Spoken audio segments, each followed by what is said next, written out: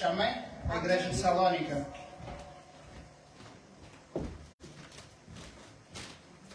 Salonicenses, capítulo 4.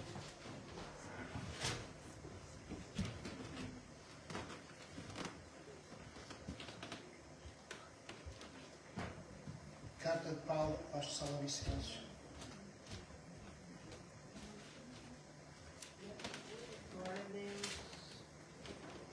Capítulo 4, amém? A primeira carta de Paulo aos Salonicenses, capítulo 4. A primeira carta aos Salonicenses, ele vai fazer uma toda sobre a segunda vinda de Cristo, porque a igreja de Salónica ela era um bocadinho cética em relação à segunda vinda de Cristo. E hoje a igreja realmente, a igreja hoje necessita de ser exortada, necessita de ser doutrinada, necessita de ser informada sobre a gravidade da imoralidade sexual, amém? Amém. A igreja pode-se colocar de pé com... A imoralidade sexual é um pecado que tem que ser expurgado, tem que ser tratado na igreja, tem que ser confessado, tem que ser abandonado. E por isso... se algum irmão for tocado por esta palavra hoje, se dirige a um outro irmão, um pastor ou um presbítero, para confessar, para tirar, para expurgar esse pecado. Amém, irmãos? Amém. Porque o pecado sexual não é só o ato, é a imaginação, é aquilo. Por isso esta palavra, se tocar com nós, irmãos, esse pecado ele tem que ser tirado pela raiz. Amém, irmãos? Amém. Deus age no partir do pão, Deus age na pregação, Deus age na exposição da palavra. E a palavra vai levar ao entendimento, e o Espírito Santo vai completar a boa obra, amém? Amém. A palavra de Deus diz que aquele que começou a boa obra é fiel para terminar, até à consumação dos tempos, é fiel para nos transformar, é fiel para nos trazer a regeneração, amém, irmão? Amém. Eu ia pedir ao irmão Simão, que está aqui connosco hoje, para ler a palavra. Os irmãos podem cumprimentar, seja bem-vindo. Sejam bem-vindos em nome de Jesus. E volte sempre, hein? Amém. Irmãos, eu vou precisar muito da vossa atenção. Eu queria mais uma vez que deixassem a palavra de Deus aberta, ou o celular, ou o iPad, ou aquilo que tiverem, mas que não desligassem da palavra de Deus. Amém? Deus quer falar connosco, quer nos revelar através da sua palavra. Amém? Amém. Então eu queria pedir ao Simão para ler do verso 1 ao verso 8 e a igreja acompanha a leitura. Amém? Amém. A paz do Senhor a todos os irmãos. Então, vou ler agora a palavra. Finalmente, irmãos, vos rogamos e exortamos no Senhor Jesus que, assim como recebeste de nós, de que maneira convém andar e agradar a Deus, assim andai, para que continueis a progredir cada vez mais. Porque vós bem sabeis que mandamentos vos temos dado pelo Senhor Jesus. Porque esta é a vontade de Deus, a vossa santificação, que vos abstinais da prostituição, que cada um de vós saiba possuir o seu vaso em santificação e honra, não na paixão de consciência como os gentios que não conhecem Deus. Ninguém oprima ou engane a seu irmão em negócio algum, porque o Senhor é vingador de todas estas coisas, como também antes vos dissemos e testificamos, porque não nos chamou Deus para a imundância, mas para a santificação.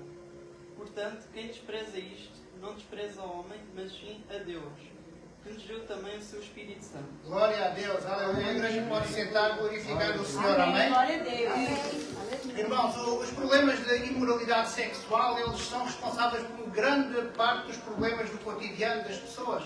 Quer no casamento, não só no casamento, mas na família, na área profissional, na área ministerial também, na própria igreja.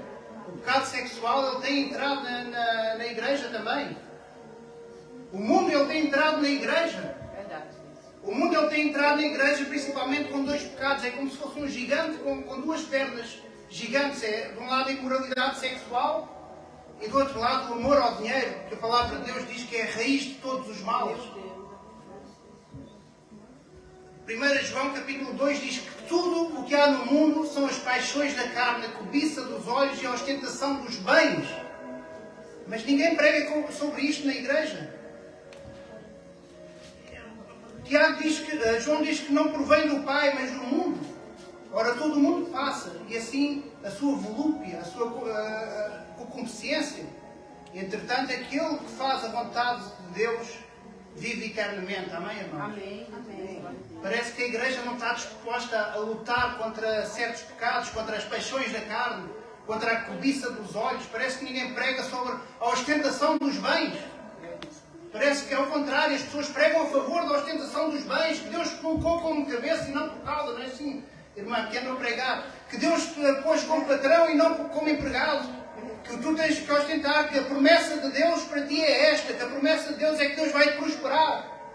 Essas são as promessas de Jesus para ti, isso é mentira, é heresia. A única promessa que eu vejo no Novo Testamento de Jesus é a que está em 1 João 2,25, e aquilo que Ele prometeu é a vida eterna. É a única promessa que Ele nos faz. O resto nós temos que andar em santidade, irmãos. E não nas paixões da carne, na cobiça dos olhos, na ostentação dos bens, a soberba da vida. Por isso Ele diz, fugir da imoralidade. E ninguém prega sobre isso, irmãos. Se nós pudéssemos varrer da igreja esse gigante de duas pernas, nós podíamos quebrar as pernas ao diabo na igreja, irmãos. As portas do inferno realmente não prevaleceriam contra a igreja, porque a única coisa que faz prevalecer as portas do inferno é o pecado. Irmãos, o que eu quero tratar aqui hoje é da imoralidade sexual. A igreja não tem tratado do pecado da imoralidade sexual como deve ser tratado. Tem lidado de uma forma como os israelitas lidavam com Golias. Golias estava lá e as pessoas deixavam estar, parecia que estava tudo bem. Pensavam, não, aquilo nós não podemos fazer nada. Ele é invencível, ele está lá, nós estamos cá, vamos continuar assim. Aquilo está oculto, como na igreja, a imoralidade sexual e o amor ao dinheiro. Há pecados que as pessoas pensam que não conseguem vencer. Pensam que o Espírito Santo não é suficiente para vencer. E apenas Davi teve coragem para entender que aquele gigante ele parecia invencível, mas não passava do incircunciso. Um filisteu incircunciso, como ele chamou. E o poder do pecado sexual deve ser confrontado à luz da Bíblia, à luz da Palavra de Deus, à luz do Espírito Santo de Deus. O cristão deve saber que é possível vencer o pecado sexual. Golias foi derrotado através da unção do Espírito Santo na vida de Davi. A luta contra o pecado, nós temos... A palavra de Deus diz que nós somos mais que vencedores, porque Cristo venceu na cruz. Ele já comprou os nossos pecados, mas a palavra de Deus também diz que temos que resistir até ao sangue. Na luta contra o pecado ainda não resistimos até ao sangue. Portanto, nós temos que resistir até ao sangue, resistir a todo tipo de pecado. Temos que nos livrar de todo o embaraço e temos que fugir da imoralidade sexual. A Bíblia, vemos exemplos, irmãos, de pessoas que venceram o pecado sexual, mas também temos exemplos de pessoas que, infelizmente, não conseguiram vencer. Sansão, ele foi seduzido por Dalila e deixou-se vencer. Deixou-se dominar. Porque o pecado sexual ele é dominador sobre a pessoa, sobre o ser humano. Portanto, há pecados que a gente pode orar sobre esses pecados, jejuar, fazer propósitos, mas há pecados que a gente tem que fugir. O pecado sexual a gente não pode fazer nada, a gente tem que fugir do pecado sexual. É isso que está a dizer na palavra de Deus. Os irmãos têm a palavra aberta. José, no Egito, ele fugiu das garras da mulher de Potifar. Ele conseguiu se livrar. Na Bíblia houve várias situações em pessoas que foram tentadas. Uns resistiram, uns fugiram da imoralidade sexual e outros caíram. Porque não foram firmes na fé. A imagem da igreja de Salónica, irmãos, naquela altura, no texto que lemos, ele assemelha-se muito aos dias de hoje, por isso é que o Espírito Santo me disse para falar sobre isso aqui à igreja hoje. Porque a partir dos anos 70, irmãos, o mundo ele tem caído cada vez mais numa depravação sexual. Desde o Woodstock, a ideologia do sexo, drogas e rock and roll. Depois veio a internet, com todo o acesso a todas as vacilões, não é? E agora o auge vem com as redes sociais. O mundo está cada vez mais erotizado, está cada vez mais sensual, está cada vez mais cheio de lascívia, cheio de luxúria. E a relação sexual ela devia ser matrimonial, é isso que a palavra de Deus diz. Mas o que o que a palavra de Deus diz hoje foi transformado. A relação que deveria ser matrimonial, hoje é chamado de ficar. O mundo só pensa em ficar. As pessoas querem ficar sem compromisso. Vai ficar e querem continuar a ficar. E quem vai ficar e quer continuar a ficar, Jesus vai voltar. E vai levar a sua igreja. E quando Jesus voltar, quem estiver ficando não vai subir, vai ficar. Jesus não tem compromisso com quem quer ficar sem compromisso. O apelo sexual está em toda a parte. Hoje nós vemos nas escolas, na arte principalmente, na pintura, como naquele tempo grego, na escultura, na poesia, na música, como agora fazem esses concertos. A música secular está cheia de sensualidade, cheia de lascívia. O cinema, se não tiver lascívia, não vende bilhetes. A literatura, a moda, principalmente a TV. A TV, ela coloca a lascívia dentro da pessoa, ela entra pelos olhos de dentro da pessoa. O mundo bebe cada vez mais lascívia, cada vez mais luxúria, como quem bebe água. E hoje estamos vivendo num momento único da história, um momento único da humanidade, em que o erotismo é o sal, é o ingrediente que está em todo o lado. É aquilo que faz vender. Você não consegue vender umas férias se não tiver uma mulher em biquíni, se não tiver um homem sensual, se não tiver... Você não consegue vender as coisas, os anúncios, cada vez tem mais depravação sexual. Porque as pessoas olham e veem, que é isto? Será que é aquilo que eu estou a ver? E as pessoas consomem isso, consomem a imoralidade sexual, que é um pecado gravíssimo, como Paulo está aqui a alertar. A prostituição, a fornicação, isso é imoralidade sexual, a homossexual, a pornografia, todo o tipo de volúpia. Homens com homens, mulheres com mulheres, grupos, casais, sexos com animais, com essas coisas. Tudo isso hoje está à distância de um clique na internet. Todo o tipo de aberração está com acesso a toda a gente, até crianças, e de forma impune. Por isso, eu tenho que pregar aqui sobre isto. Eles podem tirar depois o vídeo do Facebook de novo, mas nós temos que pregar, nós temos que nos alertar. É os nossos filhos, é a nossa geração que está em causa. E nós temos que alertar sobre a devassidão que está no mundo e que está a entrar na igreja também, irmãos. O sexo é sagrado, ele foi criado para a procriação e para satisfazer o cônjuge. É isso que a Bíblia afirma. É também para satisfazer a nossa satisfação através do cônjuge, tornando-nos uma só carne. É isso que a Bíblia diz. Ou seja, o marido satisfaz satisfazendo a esposa e a esposa satisfaz satisfazendo o marido. Trata-se de um prazer que não é egoísta, é um prazer altruísta, um prazer que pensa no próximo, no outro. E assim se satisfaz a mesma carne. Portanto, ele é sagrado. É por isso que Deus proíbe o sexo antes do casamento.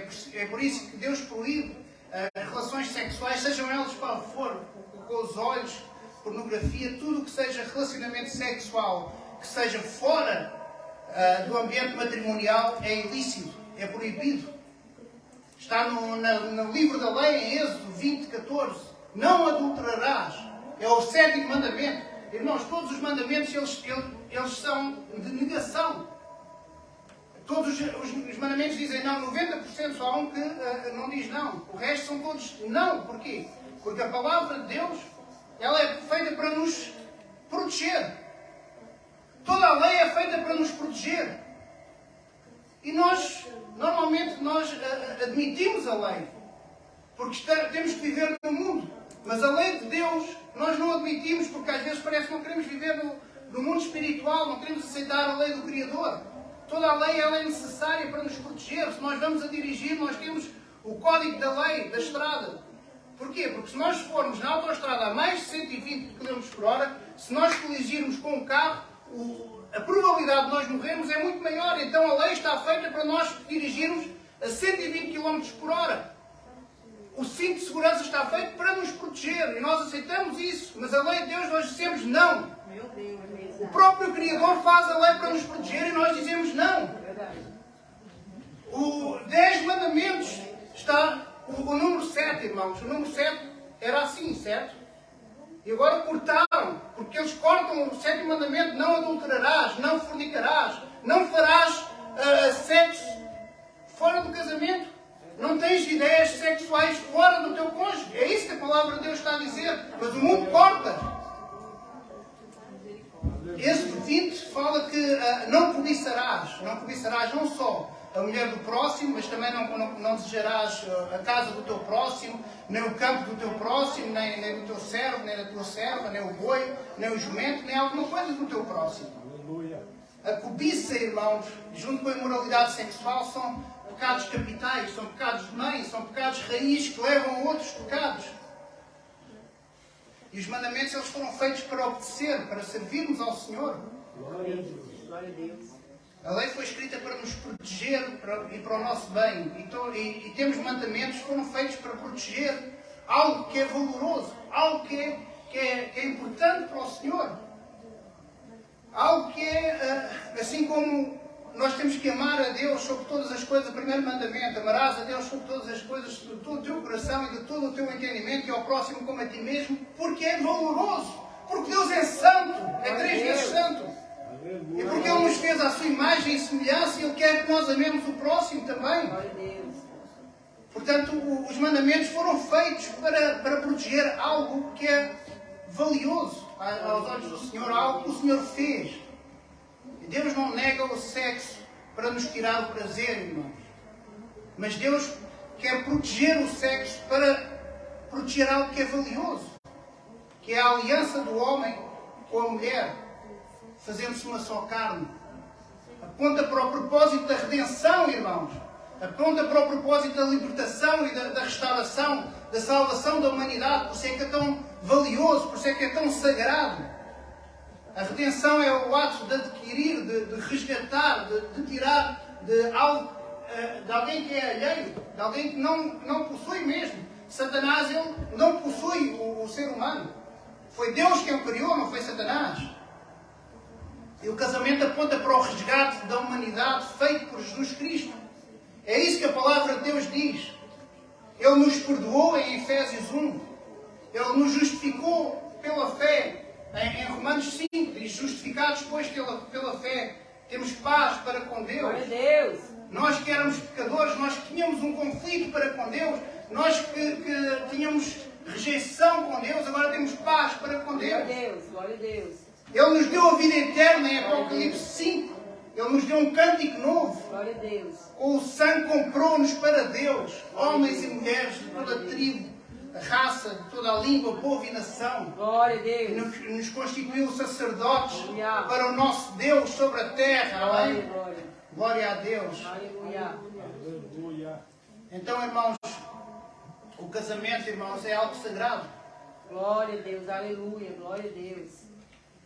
Santo Deus. Santo Deus. O casamento, como eu já disse, ele aponta para a união de Cristo com a Igreja. E assim como os noivos serão uma só carne, nós também seremos um só Espírito com Cristo. Glória a Deus. Romanos 6,5 diz que fomos unidos por Ele na semelhança da sua morte. Ou seja, a semelhança, Simão, como Ele morreu e ressuscitou e virou uma nova criatura glorificada, Ele já era santo, nós também morremos para o mundo, renascemos, novo nascimento, somos restaurados por Ele, temos a redenção aqui nesta terra, portanto, somos restaurados por Ele e temos um novo nascimento, morremos para o mundo e vivemos para Cristo. Oh, glória. Aleluia. Portanto, fomos unidos à semelhança da sua morte e seremos também na semelhança da sua ressurreição. Seremos ressurretos com Cristo, num corpo glorificado, assim como Cristo foi glorificado. Por isso é que a palavra de Deus, os Evangelhos, nós vemos como Cristo viveu, é assim que nós vamos ficar, com o corpo glorificado. Por isso é que nós temos que conservar o corpo. Glória a Deus. Irmãos, nós conhecemos o noivo através do amigo do noivo. Nós oramos a Deus, mas nós temos revelação de Deus, irmã Talita, através do Espírito Santo de Deus. Amém? Aleluia. É a mesma relação no mundo judaico antigo. A pessoa noivava com outra pessoa, então nunca mais viu o noivo. Não é? Eu sei que os irmãos devem saber, ele depois tinha contato com o noivo através do amigo do noivo. Recebia presentes, dava presentes, informações através do amigo do noivo. E depois, quando houvesse o casamento, a noiva juntava-se novamente ao noivo e ia conhecer o noivo intimamente. Aliás, a palavra conhecer no Antigo Testamento é ficar no mundo, é ter relação com a pessoa. Nós vamos ter uma relação íntima com Cristo, nós vamos ser um com Cristo. Mas enquanto não alcançarmos a redenção, enquanto não formos glorificados, enquanto se o Senhor não nos buscar ou Ele não voltar, nós vamos estar no processo de santificação cada dia mais santos do que ontem, de fé em fé, de glória em glória. É isso que a palavra de Deus diz. Por isso, Deus manda cortar o relacionamento sexual para o casamento, para que permaneça precioso, para que permaneça natural, para que permaneça virgem, não é? Para que permaneça limpo, para que permaneça belo, saudável, divino, sagrado. É algo sobrenatural, irmãos, que o inimigo das nossas almas colocou no lixo.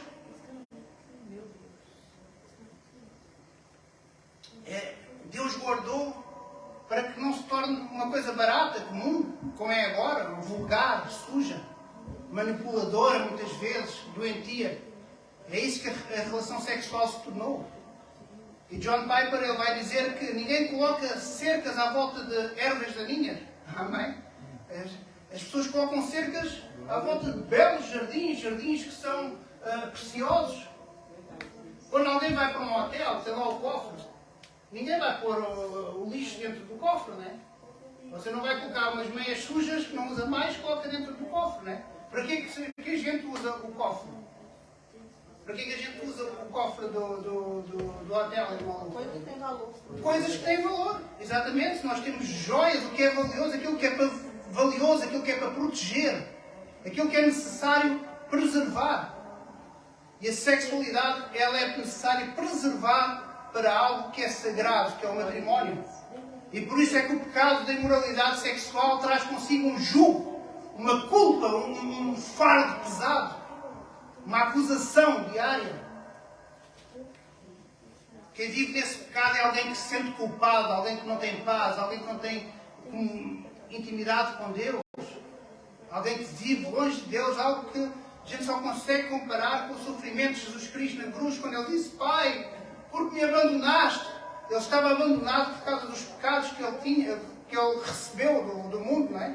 E então o pecado ele separa-nos de Deus. E Cristo já esteve, Ele que é a pessoa mais unida a Deus, desde a eternidade, a Santíssima Trindade, Ele já sentiu o afastar de Deus. Quem vive na imoralidade sexual livre, vive longe da presença de Deus. E a alma fica abatida, o espírito fica deplorável. A gente vê como é que ficou Davi. O estado moral, psíquico, devastado. Por isso é que nas listas de pecados na Bíblia, irmãos, nós vemos sempre a imoralidade sexual como no topo dessas listas. Nós vemos, por exemplo, em Apocalipse que fala dos pecados que levam a pessoa para o inferno, né? Que quem pratica aqueles pecados não encontrará salvação. Os pecados sexuais estão no topo. A gente vê, por exemplo, na parte mais conhecida, que são as obras da carne, né? Em Gálatas 5. Os primeiros pecados são relacionados com a imoralidade sexual. Porque é a mãe de muitos pecados. Porque é a raiz de quase todos os pecados.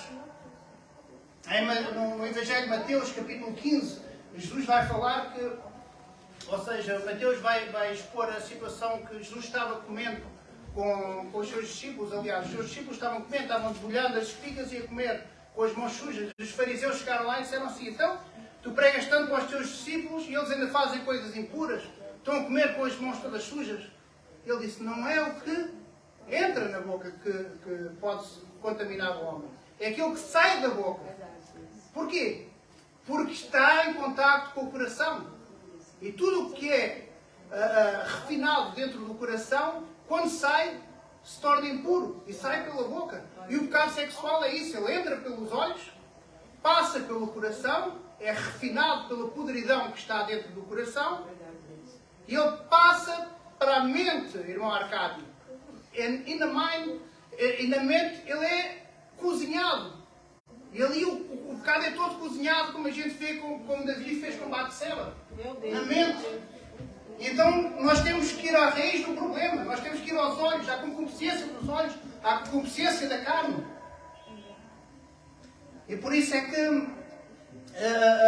o pecado sexual se torna um pecado abominável a Deus. E por isso é que Deus me mandou trazer esta mensagem, irmãos, porque há uma falta de conhecimento na igreja, há uma falta de sabedoria, há uma falta de instrução a respeito do pecado sexual. E muitas vezes a igreja padece. Por isso, Deus quer exortar a igreja, quer ensinar a igreja através do Espírito Santo hoje.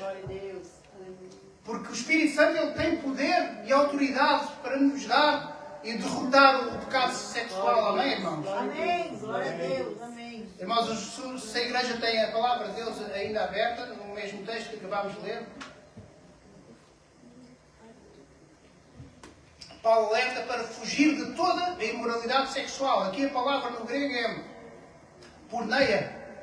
Naquele tempo na Grécia, a libertinagem sexual era, tal e qual como nos dias de hoje, era muito grande. Um homem casado podia ter várias parceiras, amantes, e só precisava ter dinheiro. Ele podia ter escravos e escravas sexuais. A sociedade vivia naturalmente com isso. A homossexualidade era tida como normal. As crianças eram colocadas para servir os senhores e podiam ser usados sexualmente. Eram colocadas para... A gente vê nos filósofos, Simão.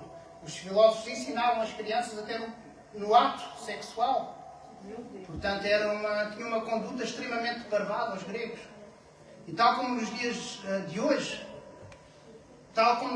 que Jesus está a voltar, tal como nos dias de Sodoma e Gomorra, tal como nos dias do dilúvio, antes do dilúvio, é a mesma coisa. A ira de Deus sempre vem depois da imoralidade sexual. Por isso que Jesus está voltando.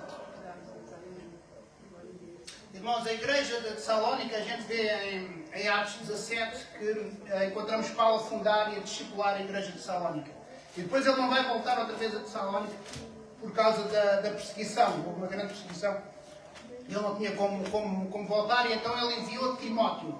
E Timóteo vai trazer a ele as boas novas. O que é que acontecia com a igreja? O que é que estava a acontecer com a igreja de Tessalónica? E aquilo que mais me pasma é que Timóteo vai dizer que está tudo bem com a igreja de Tessalónica.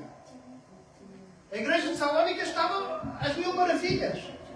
Os irmãos andavam firmes na fé, andavam firmes na santificação. O único problema é que não acreditavam na segunda vinda do Senhor. E por isso, a segunda carta aos Tessalonicenses vai falar só, como eu falei aqui, da segunda vinda de Cristo. Então, mas se estava tudo bem com a igreja de Tessalónica, porquê é que Paulo precisa de fazer esta exortação?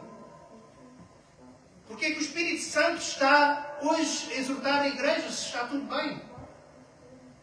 Vamos ver no texto, irmãos. O texto que acabámos de ler exorta a fugir da porneia. Ele não exorta, mas também encoraja. Ensina também a fugir da prostituição, a fugir da imoralidade sexual. Diz no verso 1: Finalmente, irmãos, não vos rogamos e exortamos no Senhor Jesus, como já recebeste, como na maneira que deveis viver e andar com Deus. Efetivamente estáis fazendo. Eu estava a dizer, vocês já estão fazendo, está tudo bem. Continueis progredindo, então continuem para cada vez mais. Portanto, no final do verso 1, ele está a dizer que efetivamente vocês já estão fazendo. Continuem cada vez mais, continuem essa jornada, continuem esse caminho da santificação cada vez mais. Cristo vai dizer, vocês já estão limpos pela palavra que eu vos dei.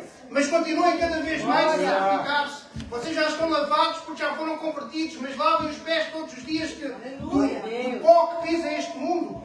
Meu Deus, glória a Deus. Vocês têm recebido a palavra, a sã doutrina, mas precisam de colocar em prática. Glória a Deus. Vocês precisam de reforçar. Verdade, Deus. Nós precisamos de vigiar, irmãos. É, Deus Santo. Vigiar mais nessa área. Crescer em santificação. Crescer de fé em fé, de glória em glória. Amém, irmãos? Amém, glória a Deus. A santificação é um processo pelo qual nós precisamos de perseverar. A corrida ela é longa, é tipo uma maratona, senão. Ela não é uma corrida de 100 metros. Nós temos de perseverar para chegar ao fim.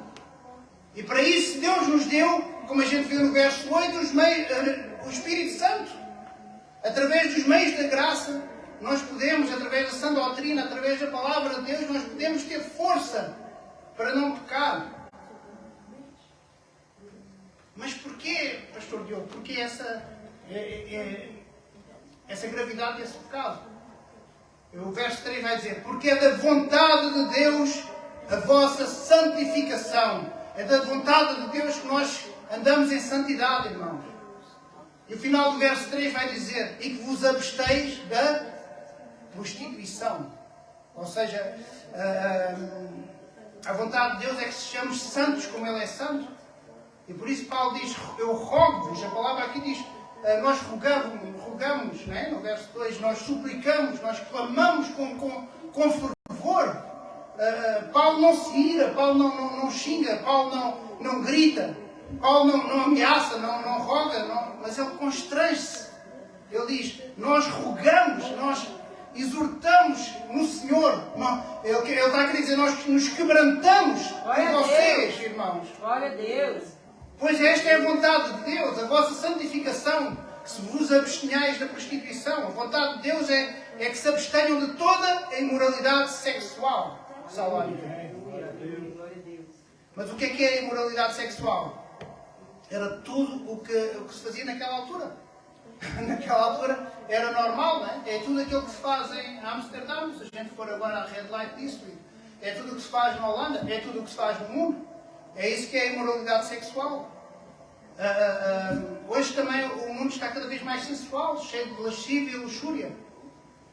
Esta palavra está dizendo à Igreja: é da vontade de Deus que caminhem no sentido contrário ao mundo.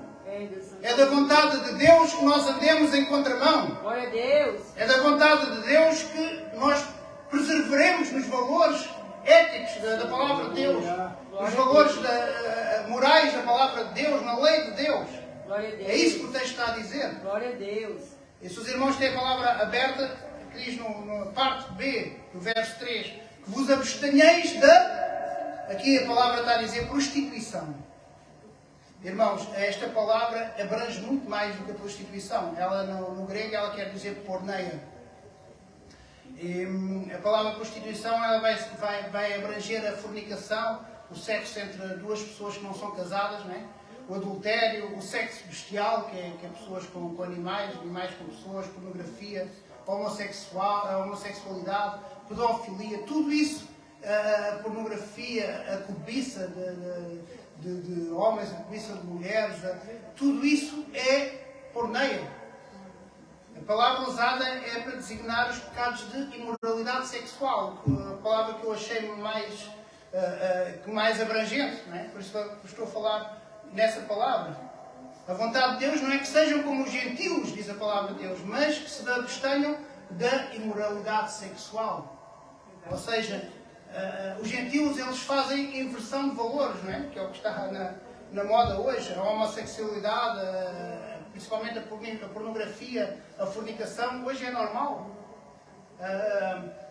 As pessoas dizem para o crente: então, mas tu vais casar virgem, isso não é normal no mundo. Mas é normal na palavra de Deus. O pecado sexual hoje é chamado de, no mundo chama-se ficar, não é? Ficar é a palavra que usam para imoralidade sexual, porque imoralidade sexual é uma palavra pesada, pode constranger, pode trazer aflição à pessoa que pratica. O mundo gosta de ficar sem compromisso, por isso fala em ficar. Outros pecados, que é a bigamia, a poligamia, são pecados que foram alterados a palavra. Hoje é visto como uma virtude. Relacionar-se com várias pessoas, eles chamam hoje de poliamor. Que é para não chamar poligamia ou bigamia, porque a pessoa até se sente ofendida. E ninguém pode ofender pessoas pecadoras. Irmãos, o verso 4 diz que cada um de vós saiba possuir o vosso corpo, ou algumas traduções dizem o vosso vaso, em santificação e honra. No original fala em controlar o seu próprio vaso em santificação e honra. Ou seja, tratar da esposa, tratar do esposo em santificação e honra. Glória a Deus. Ao mesmo tempo usar o corpo, não é? Porque dá para os dois, porque somos uma só carne, não é? Portanto, a missionária Lu tratar o presbítero Cláudio com santificação e honra e vice-versa. E ao mesmo tempo tratar o seu próprio corpo com santificação e honra. E não usar para masturbação, para fornicação, para prostituição, para cobiça dos olhos, para a imaginação da mente, como nós falámos aqui. Não usar o corpo para nenhum fim ilícito, mas somente para glorificar a Deus. Amém? Glória a Deus. E o verso 5 diz: com desejo de lascívia, porque não conhecem a Deus. Irmãos, os gregos, eles acreditavam que só o espírito era valioso. O corpo não vale nada, é para queimar. O corpo é para enterrar, o corpo desfaz, ele vai ser putrificado. Por isso eles não ligavam muito ao corpo. Por isso havia na Grécia mais de 2.000 prostitutas cultuais espalhadas pelos templos, fazendo sexo nos cultos de adoração à Afrodite. E o verso 5 está a dizer: a única pessoa que tem domínio sobre o seu corpo é a sua esposa e é o seu marido, portanto, e vice-versa. Não usa o seu corpo para coisas imorais, é isso que o verso 5 está a dizer. Mas, pastora, às vezes é só virtual, eu só estou a pensar naquilo, eu não vou fazer, eu não vou tocar, eu só estou a imaginar e os pensamentos eu já não posso controlar, eu não vou tocar em ninguém. A palavra de Deus diz que Jó fez um compromisso com os olhos para não os colocar numa virgem. Irmãos, não sou eu que estou a falar, é a palavra de Deus. A igreja tem que ter conhecimento do que a palavra de Deus fala, como nós devemos nos relacionar com o nosso cônjuge de uma forma santa e saudável. Glória a Deus.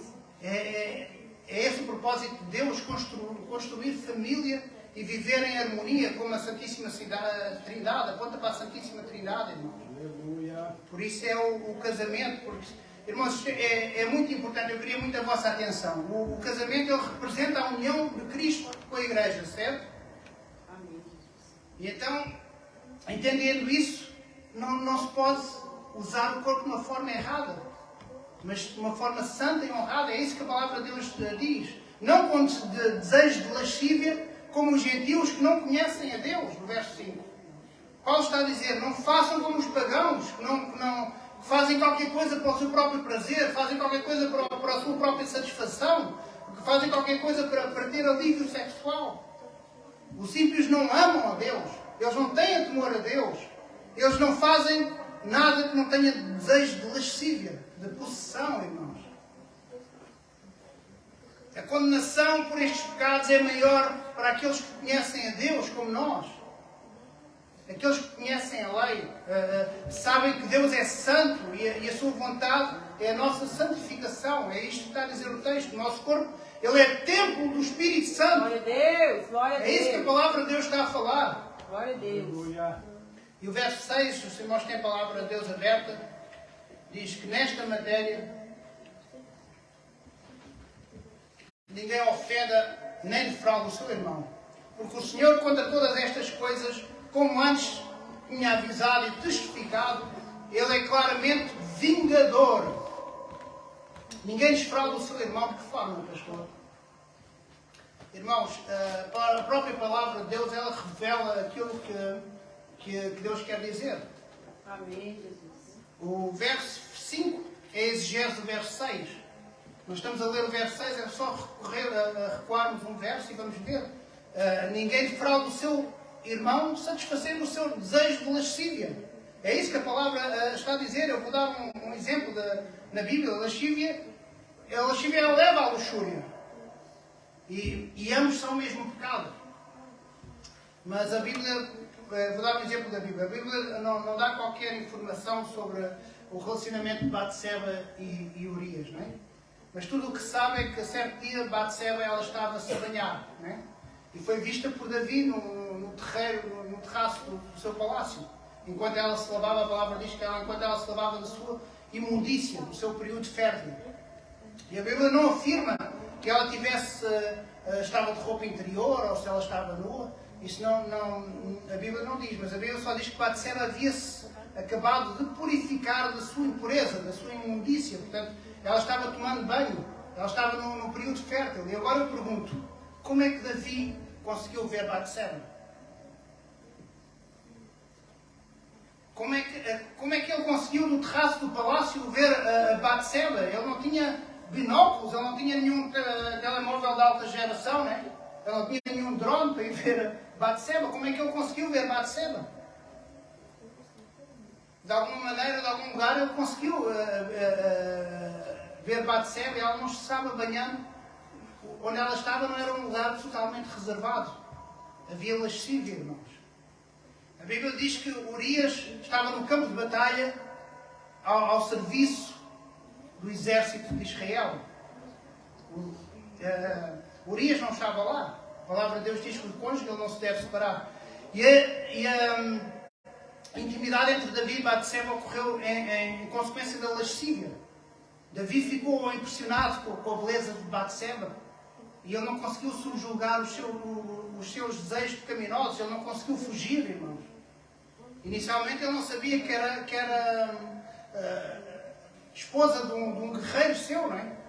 Mas depois foram lhe dizer, mesmo assim Davi ordenou para que trouxessem ela, para que a conhecesse. E ali ele se deitou com Batseba e concretizou o pecado de adultério. E os irmãos conhecem a palavra.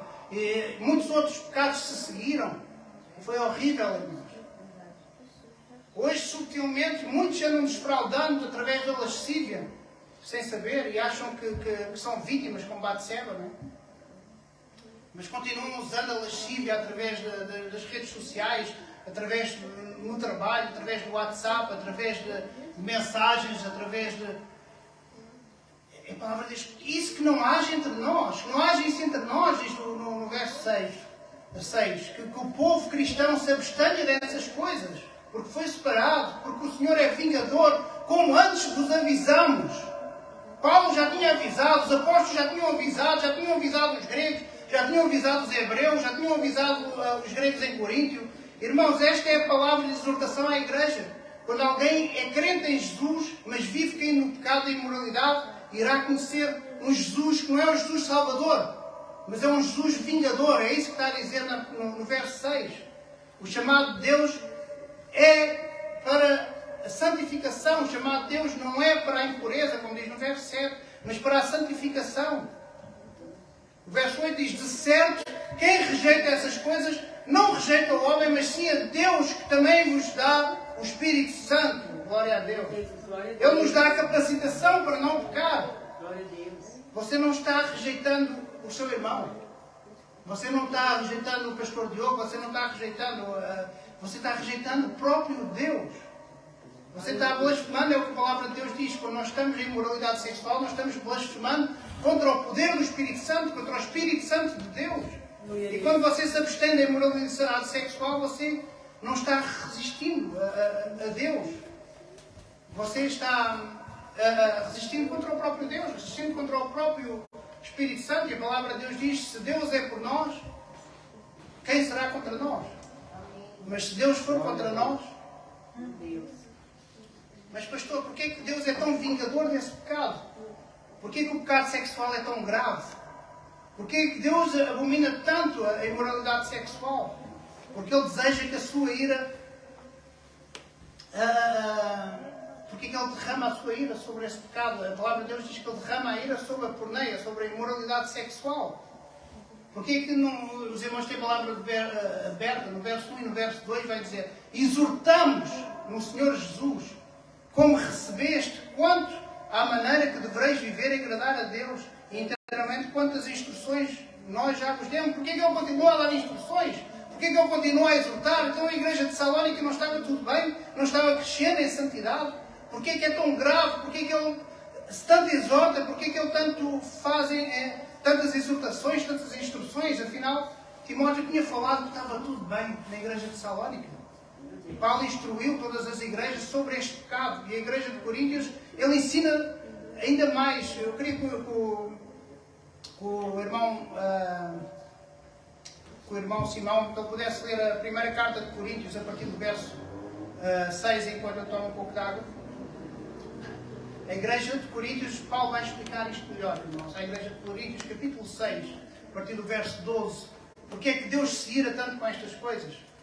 Porquê é que Deus vai derramar a sua ira sobre esse pecado? Porquê é que Deus se irou no dilúvio? Porquê é que Deus se irou sobre Sodoma e Gomorra? Porquê é que Deus está irado sobre a Holanda? Coríntios, capítulo 6, versículo 12. Primeiro. Sim. Todas as coisas me são lícitas, mas nem todas as coisas convêm. Todas as coisas me são lícitas, mas eu não me deixarei dominar por nenhuma. Os manjares são para o vento, e o vento para os manjares. Deus, porém, aniquilará tanto um como os outros. Mas o corpo não é para a prostituição, senão para o Senhor, e o Senhor para o corpo. Ora Deus, que também ressuscitou o Senhor, nos ressuscitará a nós pelo seu poder. Não sabeis vós que os vossos corpos são membros de Cristo? Tomarei, pois, os membros de Cristo, e falo-vos-ei membros de uma matriz? Não, por certo. Ou não sabeis que o que se junta com a meretriz fazes um corpo com ela? Porque serão, disse, dois numa só carne. Mas o que se junta com o Senhor é o mesmo Espírito. Fugi da prostituição. Todo o pecado que o homem comete é fora do corpo, mas o que se prostitui peca contra o seu próprio corpo.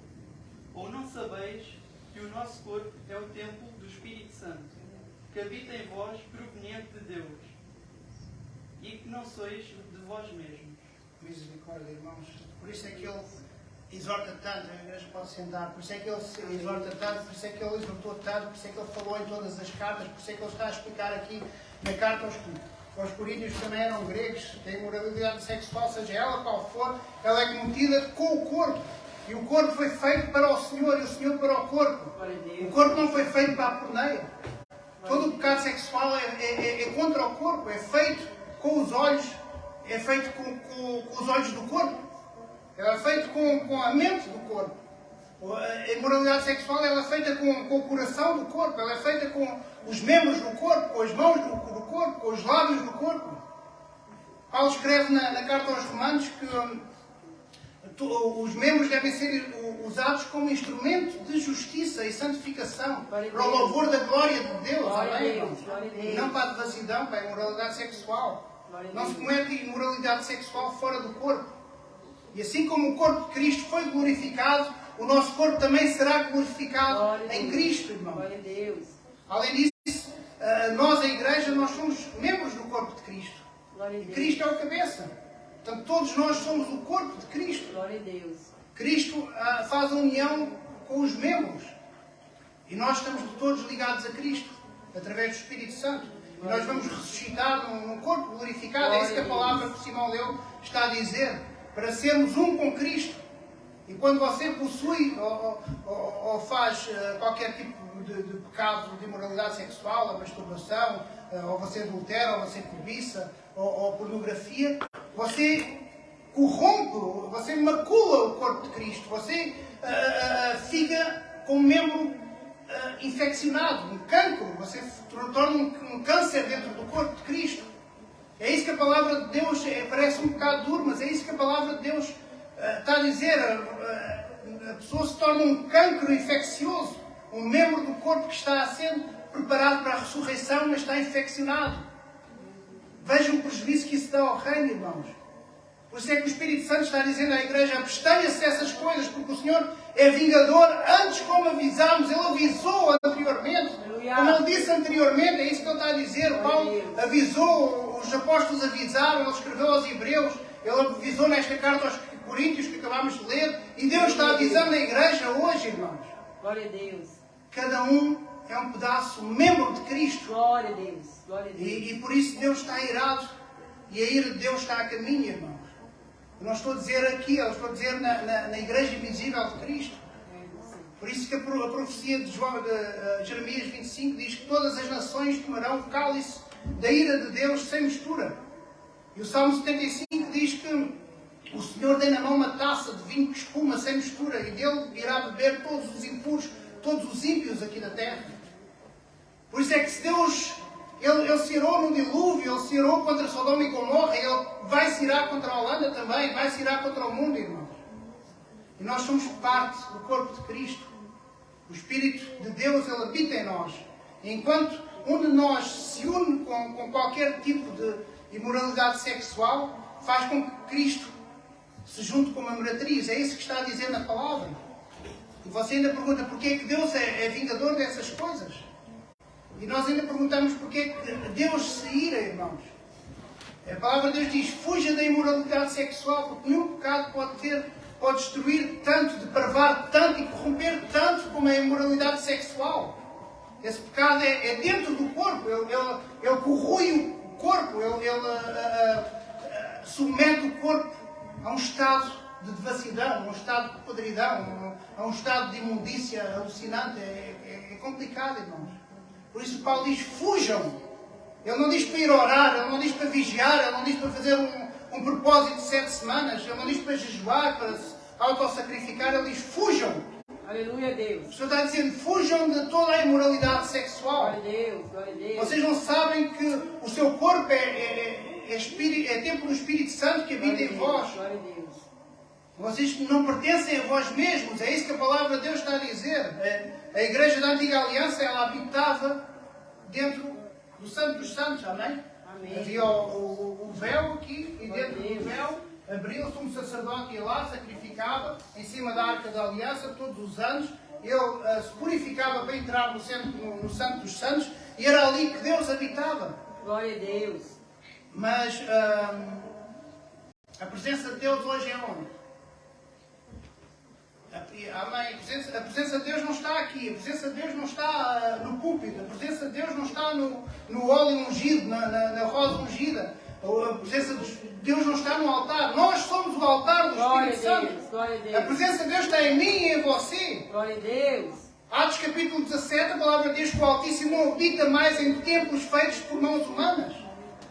Então, onde é que Deus habita? No santo, onde é que é o Santo dos Santos agora? Onde é que é a presença de Deus? É em mim e em você. E o que a imoralidade sexual faz, irmãos, é devastador. E Paulo está a instruir que a imoralidade sexual é como, irmãos, pode parecer um bocado pesado, mas é como abrir o véu que eu falei aqui, entrar nos santos dos santos e fazer um bacanal lá dentro. É como abrir a tampa da Arca da Aliança e sentar-se e ver um filme pornográfico comer pipoca. É isso que a palavra de Deus está a dizer. A imoralidade sexual é como levar o corpo de Cristo para dentro da imoralidade sexual. É contaminar o corpo de Cristo, que é sagrado. Meu Deus, é isso que a palavra de Deus está a dizer, irmãos. O pecado sexual é contra o próprio corpo, irmãos. E o corpo não é nosso, o corpo não é meu, o corpo não é seu. Mas pastor, porquê que o corpo não é meu? Porquê que eu não posso fazer aquilo com o corpo, aquilo que eu quero? Porque o verso 20 diz, porque vocês foram comprados por um alto preço, portanto honrem a Deus com o seu corpo, glorifiquem a Deus com o seu corpo. É isso que ele está a dizer, irmãos. Sejam o louvor da sua glória, glorifiquem a Deus com o seu próprio corpo, irmãos. Irmãos, dar glória a Deus não é gritar, não é pular, não é berrar, não é fazer reteté, irmãozinho. Dar glória a Deus é glorificar com o seu próprio corpo. Eu estou a pregar a palavra e eu só disse uma vez glória a Deus, não é? Mas eu estou a glorificar a Deus com o meu corpo. A igreja está a glorificar a Deus com o seu corpo. É isso que a palavra de Deus está a dizer. Aleluia. Não adianta dar glória a Deus com a boca se os olhos não dão glória a Deus. Não adianta dar glória a Deus com a boca se o coração, a mente está cheio de porneia. O meu corpo tem que dar glória a Deus.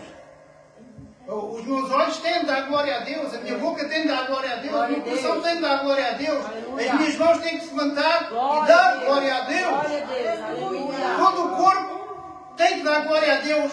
Fugindo da imoralidade sexual. É essa a forma de dar glória a Deus, irmão. Porque Ele comprou o nosso corpo, Ele comprou as nossas mãos são dele. O nosso coração é dele, a nossa boca é dele, os nossos olhos são dele, as nossas mãos são dele. Tudo é dele, por ele e para ele. Glória, pois, a ele eternamente. Amém. O nosso corpo não é nosso. E a palavra de Deus diz que Deus destrói aqueles que destroem o templo do Espírito Santo. Por isso, fujam da imoralidade sexual. É preferível deixar a capa como José ao vestir da mulher de Potifar do que vestir a capa deste mundo, irmãos. O Espírito Santo nos dá graça para fugir da imoralidade sexual. O verso 8 diz: o mesmo Deus que é vingador, Ele nos dá também o Espírito Santo. Deus sabe que somos fracos e pecadores. E Ele diz: não é por força nem por violência, mas é pelo poder do meu Espírito. Cada vez que nós confiamos em nós próprios, nós caímos, irmãos. A palavra de Deus diz: maldito o homem que confia na sua própria humanidade, confia em si próprio, na sua própria carnalidade. É por isso que Deus nos deu o Espírito Santo para mortificar o desejo de lascívia, para mortificar toda a imoralidade, para mortificar a carne. A Bíblia diz que o Espírito de vida nos livrou do pecado e da morte. Mas a Igreja está criando um conceito de graça que limpa da condenação, limpa do pecado, mas não limpa do poder de não pecar. É isso que eu gostava que a Igreja entendesse hoje. Isso é uma heresia, irmãos. A Igreja continua acreditando que aquele gigante que eu falei no início, que ele não pode ser vencido. Ele fica lá e nós ficamos cá. Porque ela continua a pecar a favor, continua a pregar a favor da lascívia, muitas vezes continua a pregar a favor da imoralidade sexual, a dizer, ele continua a pregar a favor das concupiscências da carne, da prosperidade.